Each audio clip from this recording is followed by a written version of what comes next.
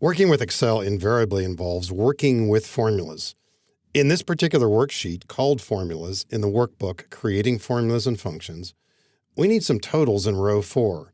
And glancing at the numbers, you could almost make the case for saying, well, the numbers are so simple, we can write down the answers. Our profits are going to be 20 here. We're just going to subtract the 2, and here it's going to be 30. But I think you would recognize that in some worksheets, the numbers are going to be much, much larger. And certainly here and there, we need to do more than just simple subtraction. One aspect of writing formulas that at first might seem a little strange is that we will not be typing the numbers 120, the numbers 100. We're going to be referring to these numbers by their locations. And the big advantage of that is that if at a later time, if the numbers need to be adjusted, our formulas do not need to be altered. And there are 3 major ways to write formulas.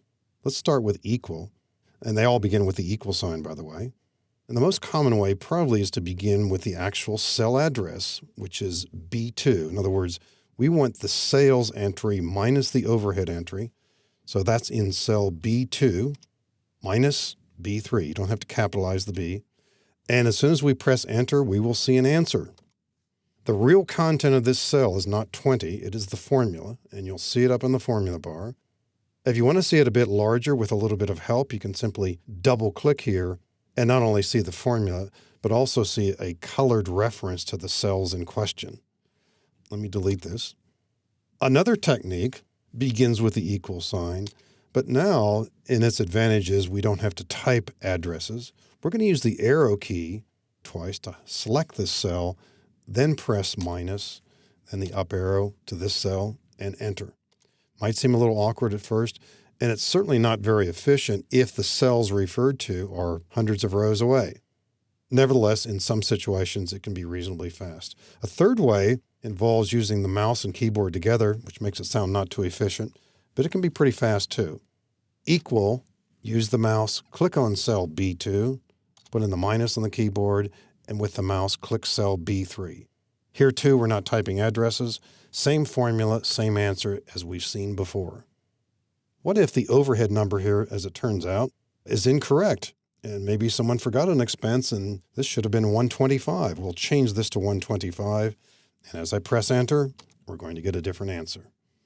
The formula is doing what it's supposed to do. It's subtracting those 2 cells regardless of their content. And if I change this back to 100, as soon as I press enter, we're going to see a different result, the same one we saw before. Now, in later movies, we'll see a technique for repeating this formula in adjacent cells. We certainly don't want to have to write this formula all over again, and if we had 12 months, it'd be all the more work. Let's shift the focus into column H here, where we want to do a total. And based on what we've seen so far, you would imagine, for example, typing equal B2, or possibly clicking on it, plus C2, and I'm not going to finish this, but I think you get the idea here, plus D2 plus E2, and so on and so on and so on. And how much fun is this going to be if we have 12 months of data? This will work. It's certainly not efficient. Let's show you a better way. One better way is to use a function. Now, in Excel, there are over 400 functions built in. Many of them are shortcuts for well-known formulas, statistical functions, database functions, quite a few different categories. We simply want to add up a bunch of numbers. The function we're talking about is called sum, S-U-M. Anytime you begin an entry with the equal sign, as soon as you type a letter, for example, the letter S, we get a pop-up list of all functions beginning with that letter, and quite a few of them here. And just by seeing some of these, you get a sense of some of the capabilities. But here's sum. If you happen to click on it, you'll see a description of it. If we want to type this, we can continue doing that or simply press tab.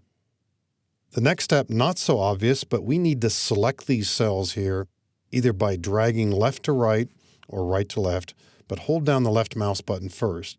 So I'm holding down the left mouse button as I click in cell G2, drag leftward. That notation style means add up all the cells from B2 through G2.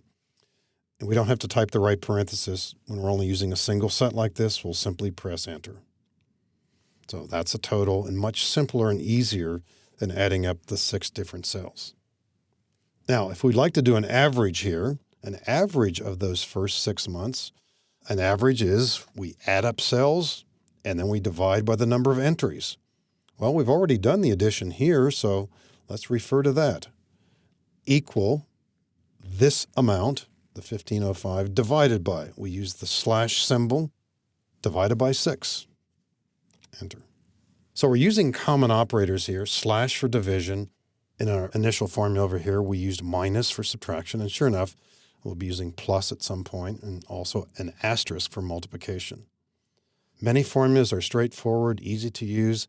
And again, many times you're going to see large worksheets. You're trying to figure out what's going on. Simply by clicking on a cell, looking in the formula bar, you get a better sense of the formulas that exist within a worksheet.